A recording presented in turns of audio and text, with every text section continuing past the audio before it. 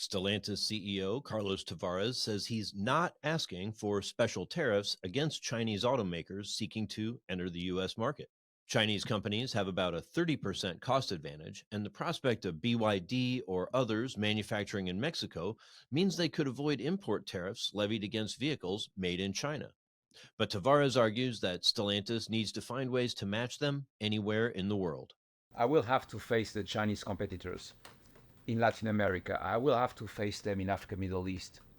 I will have to face them in Asia. So if I am protected in the US or even protected in Europe, doesn't represent for me good enough protection, because I need to face them anywhere in the rest of the world. So which means that my only option is to go head on and fight. That's what we are doing with the Citroën EC3 and more to come. And as you know, if we look at the North American market, which is what we are talking about here, the USMCA, you have Mexico, US, and Canada.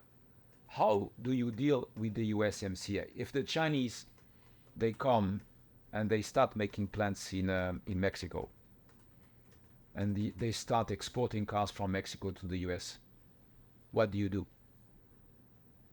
Normally, you cannot do anything because there is a USMCA, right? If you have the local content, USMCA allows you to ship cars from Mexico to the US. So what do? You break USMCA? What are the consequences of breaking the USMCA? 2.5%. Yeah, that's not enough.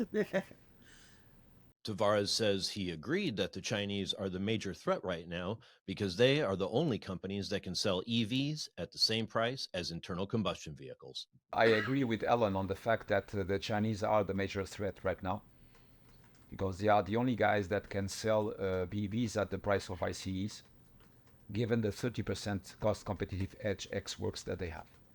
So I agree on that. Then I may have a different opinion about what to do about that, because anyway, whatever the Western world will decide in terms of protections doesn't fix the rest of the world. Jamie, Stellantis isn't looking for special tariffs against Chinese automakers seeking to enter North America.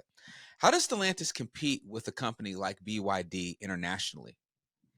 Yeah, the BYD and other Chinese brands are really coming to Europe. They've got a lot of excess capacity, excess vehicles that they made in China. They're sending them to Europe and putting a lot of pressure on the domestic European automakers. Stellantis has countered with a cheaper Citroen model, mid-priced about $25,000. At the base level, it's under 20,000 euros, so $21,000 or so. One of the things that's been discussed is this idea that, well, if BYD or Great Wall or somebody like that wants to build a factory in Mexico, they could ship vehicles to the U.S. really cheaply. Maybe there could be special tariffs put on them as Chinese companies or carved out specifically for them. But that really violates, the spirit and probably the letter as well of USMCA, which was originally NAFTA. And Tavares doesn't think that's a great idea. Of course, there are a lot of ideas that go into a North American free trade zone.